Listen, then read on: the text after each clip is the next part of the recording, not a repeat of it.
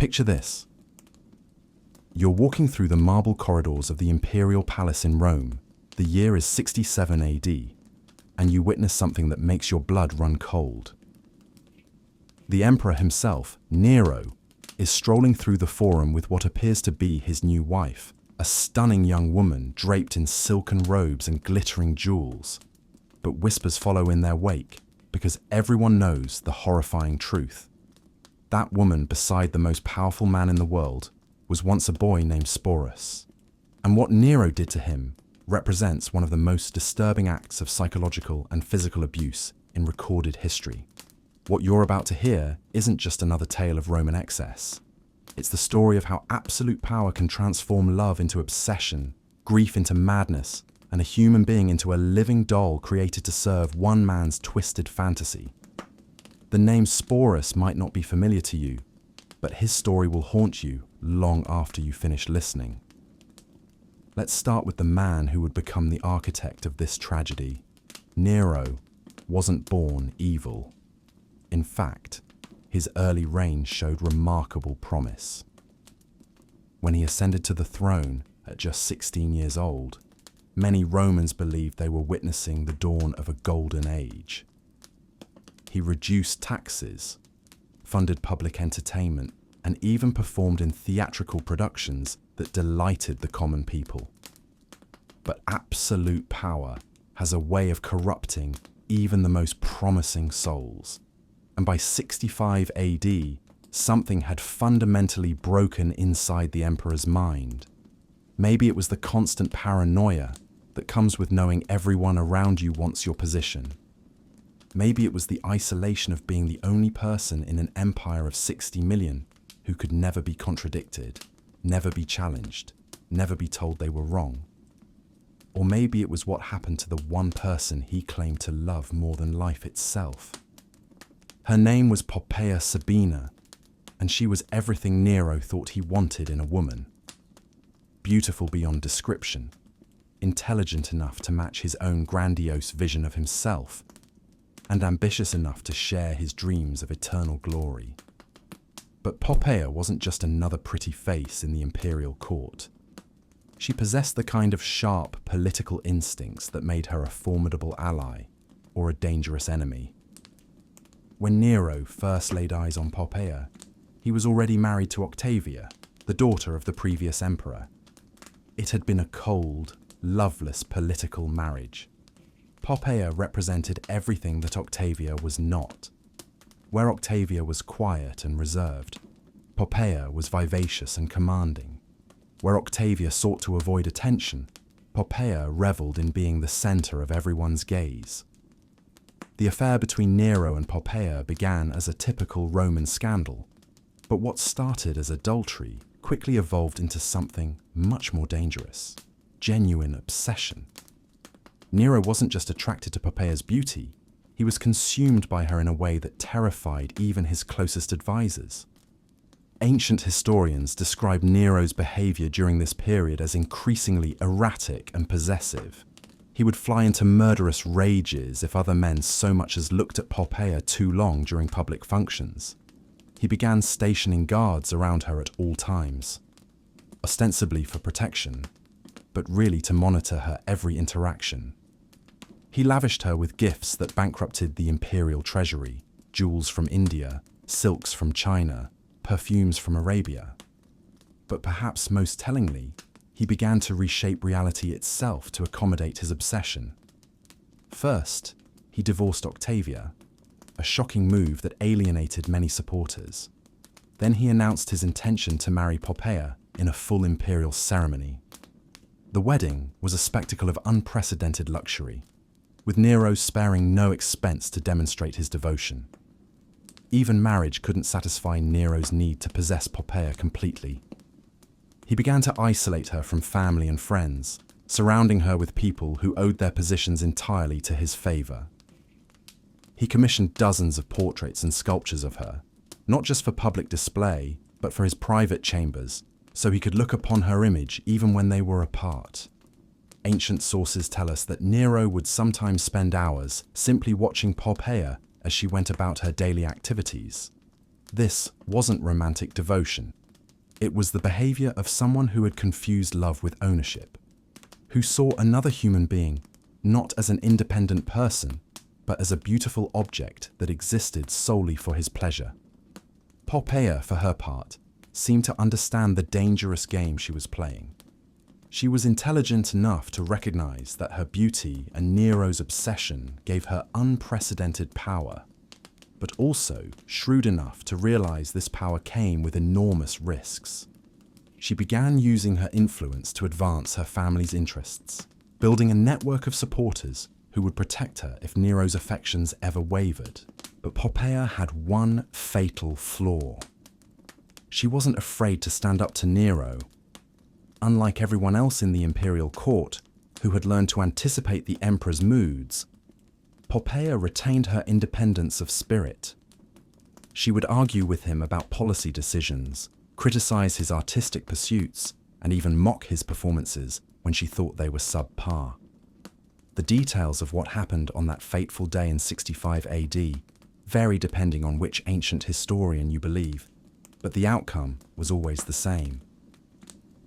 During what started as a typical domestic argument, some sources say about Nero coming home late from chariot races, others about his theatrical pursuits. The emperor lost control in a way that would haunt him forever. According to Tacitus, the argument escalated when Poppaea dared to criticize Nero's priorities, suggesting he cared more about his public image than his responsibilities as a husband and father. She was pregnant at the time, carrying what would have been their second child, and perhaps the stress made her less willing to tolerate Nero's increasingly erratic behavior. What happened next has been debated by historians for centuries, but the consensus is that Nero, in a fit of rage, either kicked or struck his pregnant wife with such brutal force that she suffered fatal internal injuries. Some sources suggest it was a single blow to her abdomen. Others describe a sustained attack that left her bleeding and unconscious on the marble floor. Imagine the moment when Nero realized what he had done. The man who commanded 30 legions, who could have anyone executed with a word, who was worshipped as a god in eastern provinces, had just destroyed the one thing he actually cared about. The woman he had obsessed over was dying because of his own uncontrolled violence. Ancient sources describe the scene that followed as one of the most pathetic in imperial history. Nero reportedly threw himself on Poppaea's body, alternately begging her forgiveness and commanding her to live, as if his imperial authority extended even over death itself. He summoned the best physicians in Rome, offering them fortunes to save her life, threatening them with torture if they failed. But it was too late.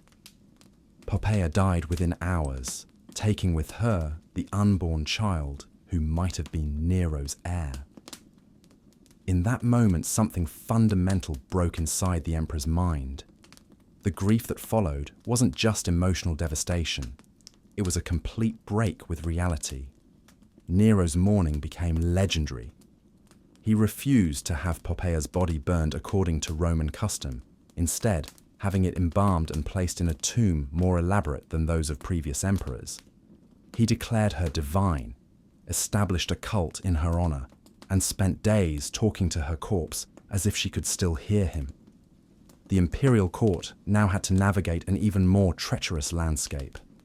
Courtiers were expected to participate in the fiction that Poppaea was somehow still alive, referring to her in present tense and leaving her favorite seat empty at banquets.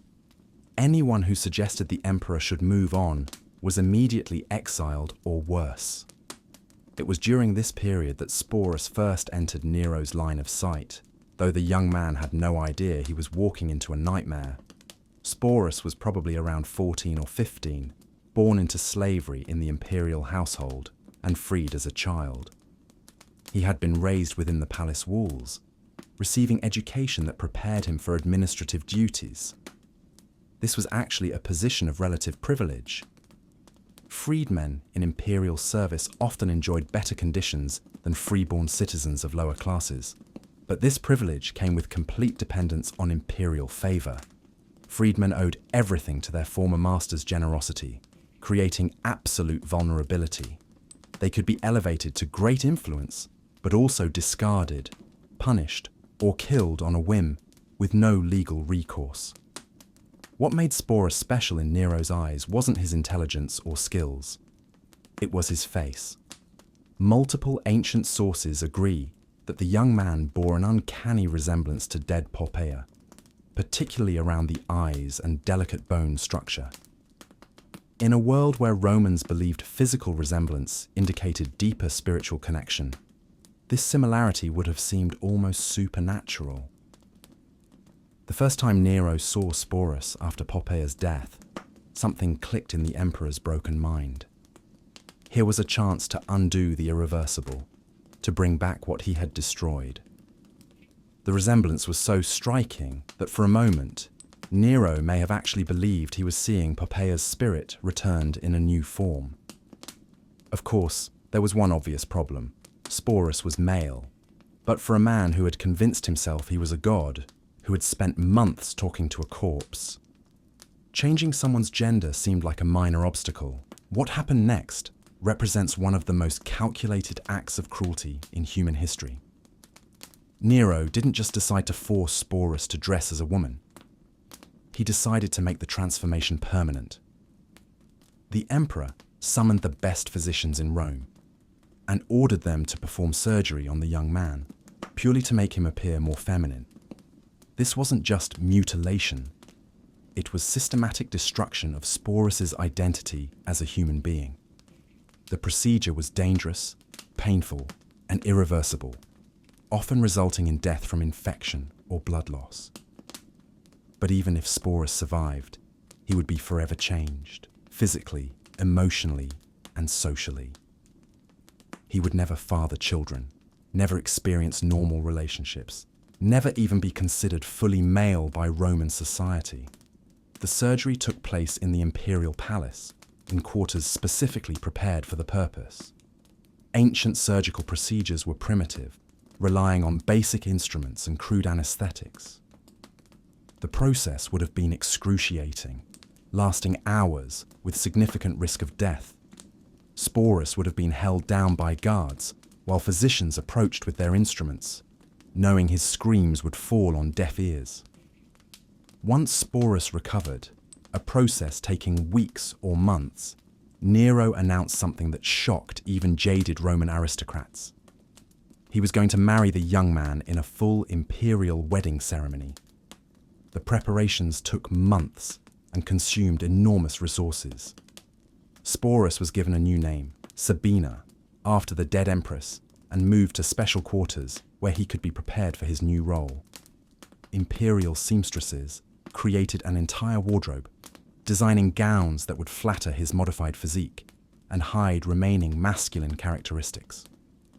Master jewelers crafted ornaments specifically for him, many incorporating gems that had once belonged to Poppaea herself. These weren't just accessories, they were tangible links to the dead woman, physical reminders of the person Sporus was being forced to replace. Makeup artists taught him cosmetic techniques to feminize his features. They showed him how to use kohl to make his eyes appear larger, how to apply rouge for rosy cheeks, how to use powders to soften facial angles. These lessons weren't just about appearance. They were exercises in systematic erasure of his original identity. Hairdressers instructed him in elaborate styling techniques fashionable among aristocratic Roman women.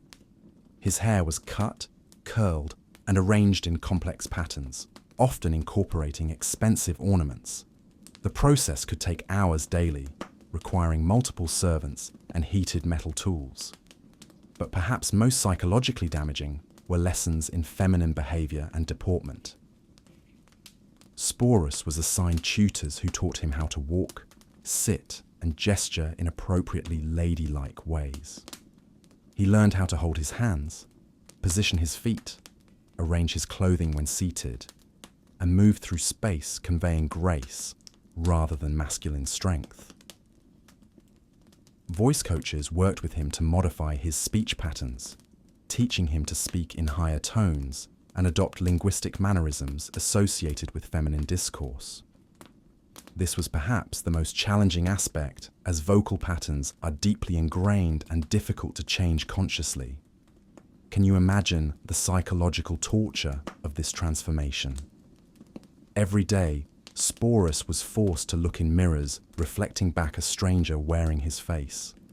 Every lesson in feminine behavior reminded him that his identity was being systematically erased. Every piece of jewelry that had once adorned a dead woman was now a shackle binding him to a role he never chose. The wedding was scheduled for spring 67 AD, timed to coincide with religious festivals that would add ceremonial weight. Nero spared no expense, treating it as a legitimate imperial wedding worthy of the greatest emperor in Roman history. The ceremony took place in the largest palace hall, decorated with imported flowers and illuminated by thousands of oil lamps. Musicians played traditional wedding songs, while servants offered finest wines and delicacies. To outside observers who didn't know the full story, it might have looked like a normal imperial wedding, but those in the know understood they were witnessing something unprecedented and disturbing. Here was the most powerful man in the world, publicly marrying a surgically modified teenage boy dressed as his dead wife. The ceremony included all traditional Roman rituals, exchanging vows, joining hands, sharing sacred bread, signing legal documents, making this union official. The guests played their parts with accomplished acting skills, offering congratulations and expensive gifts while maintaining appropriate joy. But the atmosphere must have been thick with barely concealed horror, fascination, and nervous energy that comes from participating in something fundamentally wrong. Following the wedding, Nero treated Sporus exactly as he would a legitimate empress.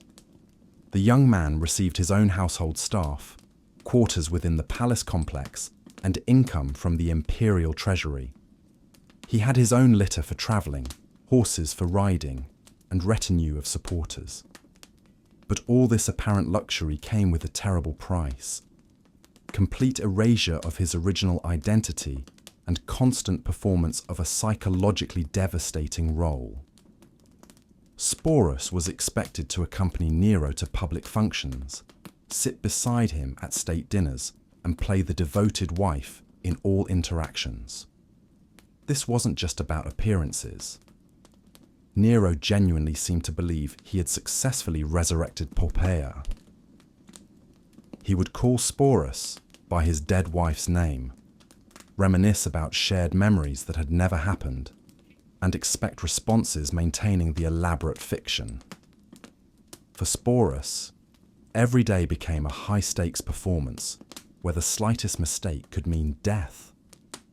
He had to remember not just how to look and act like a woman, but how to respond as if he were Poppaea herself. When Nero mentioned events from his previous marriage, Sporus had to react as if he remembered them personally.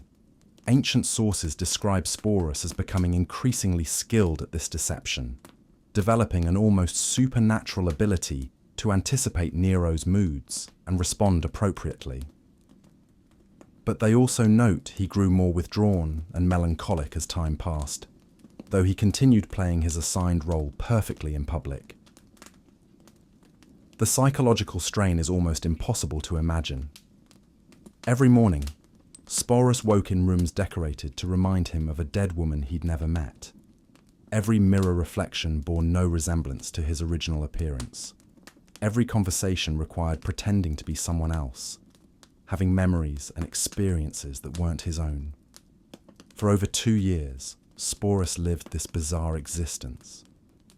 But his ordeal reached new heights when Nero decided to tour Greece.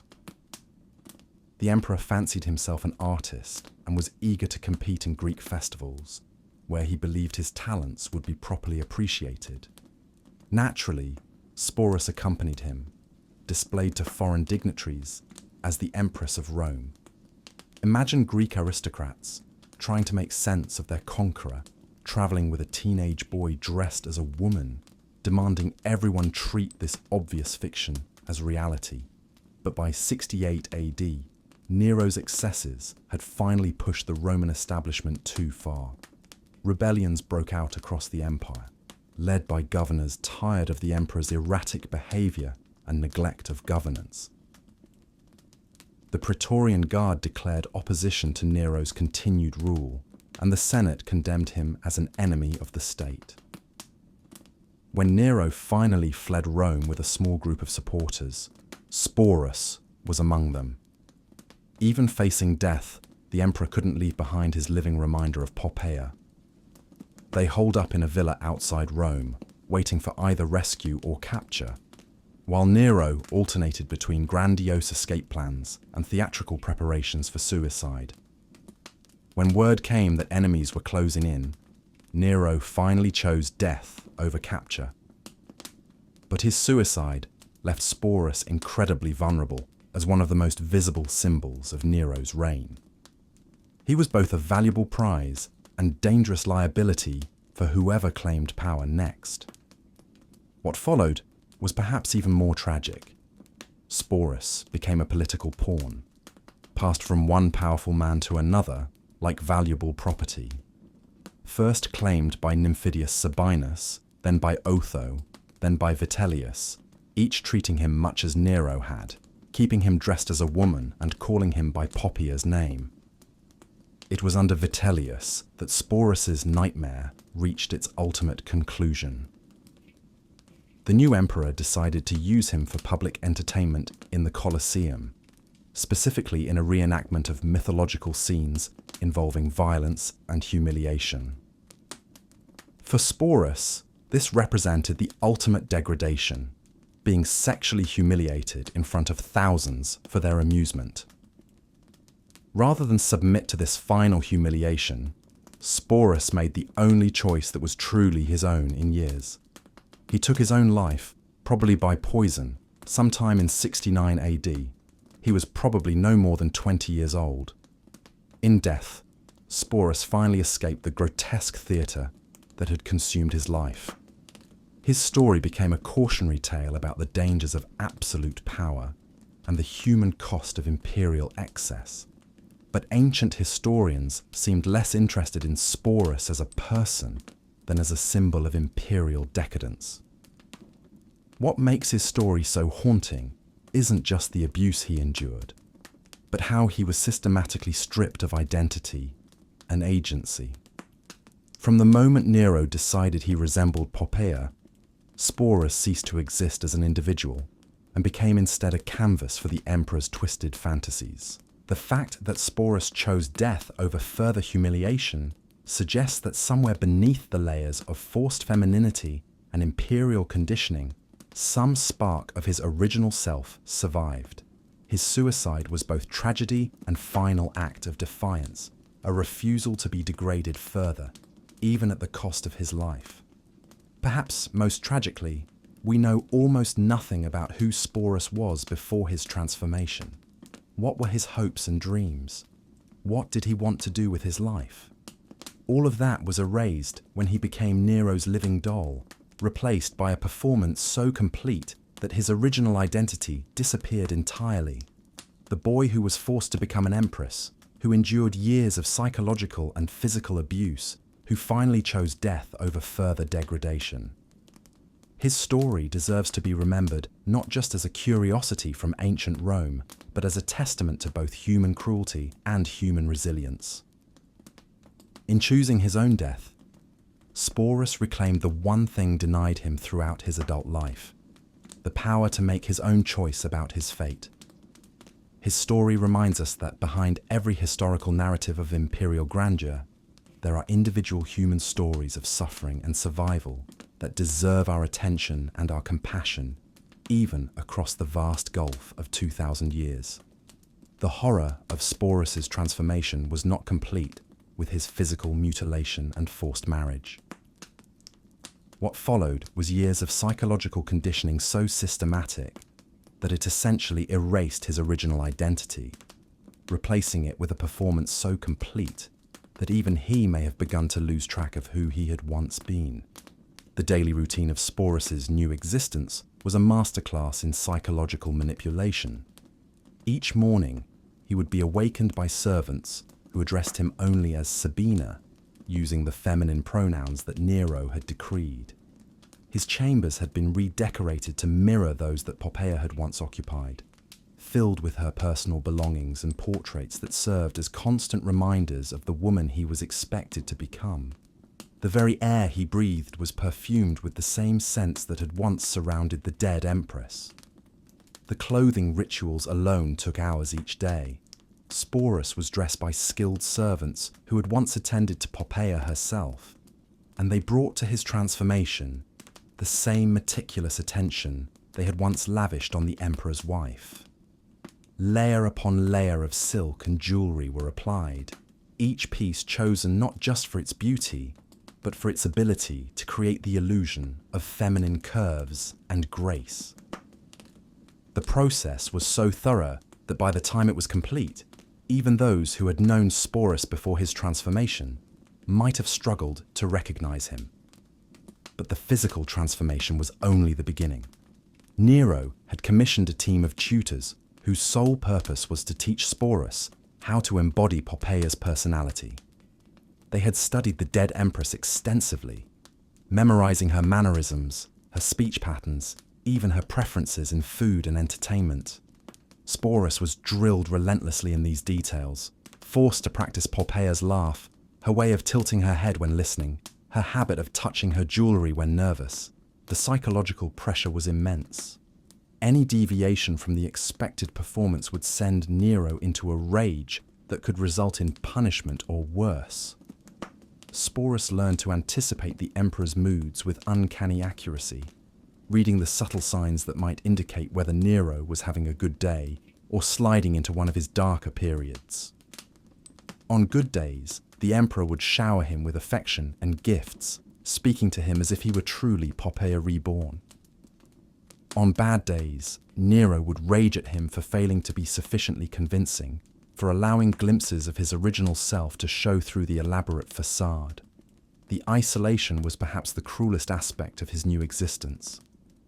Sporus was surrounded by people at all times, but none of them were permitted to acknowledge who he really was. The servants who dressed him, the guards who protected him, even the other courtiers who interacted with him daily, all were required to maintain the fiction that he was the Empress Sabina. Any slip, any moment of recognition of his true identity, could result in severe punishment for both Sporus and the person who had acknowledged reality. The Emperor's delusion became so complete that he began to rewrite history itself. Nero would speak to Sporus about events from his marriage to Poppaea, as if Sporus had been there, expecting him to respond with appropriate memories and emotions. When Sporus failed to remember something correctly, Nero would become violent, accusing him of deliberately forgetting their shared past. The young man was forced to study the details of Poppaea's life with the intensity of a scholar, memorizing conversations he had never had and experiences he had never lived. The sexual aspects of this arrangement were particularly traumatic. Nero expected Sporus to respond to his advances as Poppaea would have, to show the same preferences and reactions that his dead wife had exhibited. The castration had been intended to make this possible, but it had also created a grotesque parody of intimacy that satisfied no one and traumatized everyone involved. Sporus was expected to perform passion he could not feel, to respond to touches that brought only pain and humiliation, all while maintaining the illusion that he was enjoying the Emperor's attention. The public aspects of his role were equally degrading. When Nero held court, Sporus was expected to sit beside him as the Empress, participating in conversations about state affairs, while maintaining the fiction that he was qualified to discuss such matters. Foreign dignitaries and Roman senators were forced to treat him with the respect due to an imperial wife, knowing full well that they were participating in an elaborate charade. The strain of these public performances was enormous, requiring constant vigilance to maintain the illusion while navigating the complex politics of the imperial court. Perhaps most disturbing was how thoroughly Sporus had been cut off from any possibility of returning to his former life. His original name was forbidden, his past erased, his connections to his previous existence systematically severed. He existed in a strange limbo, neither fully male nor female, neither slave nor free, neither dead nor truly alive. The person he had been before his transformation had been as thoroughly eliminated as if he had been murdered, replaced by a living performance that served only to feed Nero's delusions. The Emperor's increasing paranoia added another layer of horror to Sporus's existence. As political tensions mounted and rebellions stirred throughout the empire, Nero became convinced that enemies were everywhere, plotting against him and his beloved wife. Sporus found himself under constant surveillance, his every move monitored, his every conversation reported back to the Emperor. The irony was bitter. The man who had been stripped of all freedom was now suspected of plotting against his captor. When Nero finally fell from power and committed suicide, Sporus's nightmare did not end, but merely transformed. He became a trophy passed from one powerful man to another, each new owner treating him as a curiosity and a symbol of the fallen regime. Under Galba, he was kept as a reminder of Nero's excesses. Under Otho, he was treated with something approaching kindness, perhaps because that short-lived emperor recognized a fellow victim of political machinations. But under Vitellius, his fate took its final, most degrading turn. The plan to force Sporus to participate in a public rape scene in the Colosseum was not merely entertainment, but a calculated act of political theatre. It was designed to demonstrate the complete humiliation of Nero's legacy, to show the Roman people that everything associated with the fallen emperor would be degraded and destroyed. For Sporus, who had already endured years of systematic dehumanization, this represented the ultimate breaking point. In choosing death over this final humiliation, Sporus reclaimed the one thing that had been denied him throughout his ordeal, the power to make his own choices about his fate. His suicide was not just an escape from unbearable circumstances, but a final act of defiance against a system that had treated him as property to be used and discarded. In death, he achieved something that had been impossible in life. He became himself again, free from the roles and performances that had been forced upon him. The legacy of Sporus's story extends far beyond the ancient world. His experience represents one of history's most documented cases of systematic psychological abuse, identity destruction, and sexual violence. Modern psychologists who study his case recognize patterns that are disturbingly familiar. The isolation, the constant surveillance, the forced adoption of a false identity, the cycle of reward and punishment that kept him psychologically dependent on his abuser. His story also illuminates the particular vulnerabilities of those who lived at the margins of Roman society.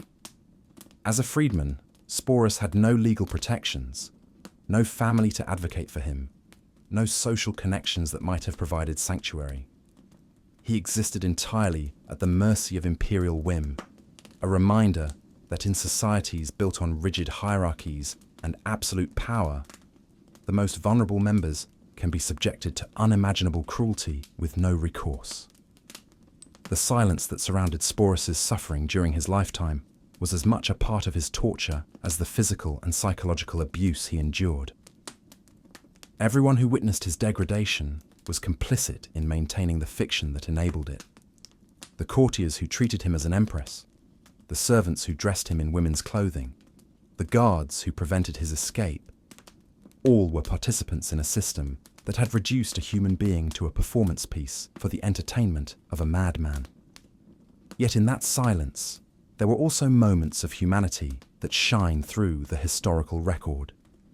The servants who wept as they prepared his body for burial, the courtiers who secretly pitied his fate, the guards who perhaps looked the other way when he sought brief moments of privacy, These small acts of compassion remind us that even in the darkest circumstances, human empathy can survive.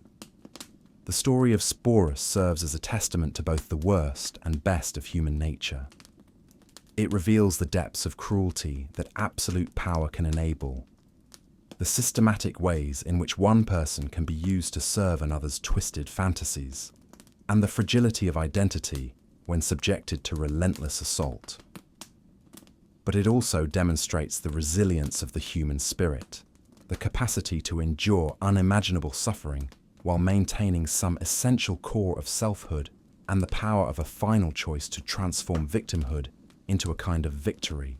In remembering Sporus, we honor not just his individual suffering, but the suffering of all those throughout history who have been used, abused, and discarded by the powerful. His story reminds us that behind every empire's glory lie countless individual tragedies, that the price of absolute power is often paid by those who have no choice in the matter, and that the most important victories are sometimes moral rather than political. The boy who became a living doll, who was forced to embody a dead woman's memory, who endured years of systematic abuse, and finally chose death over further degradation, deserves to be remembered not as a curiosity from ancient Rome, but as a symbol of human resilience in the face of institutionalized cruelty. His final act of defiance echoes across the centuries, a reminder that even in the darkest circumstances, the human capacity for dignity and choice can never be completely extinguished. In the end, Sporus achieved in death what had been denied him in life, the power to choose his own fate. His story stands as a haunting reminder that behind every empire's marble facades lie countless individual tragedies, and that sometimes the greatest act of courage is knowing when to say no more. The boy who was forced to become an empress, who endured years of systematic dehumanization, ultimately reclaimed his humanity through his final defiant choice. His ghost still walks those ancient halls, demanding we remember that true power lies not in the ability to control others, but in the strength to remain human, even when everything else has been stripped away.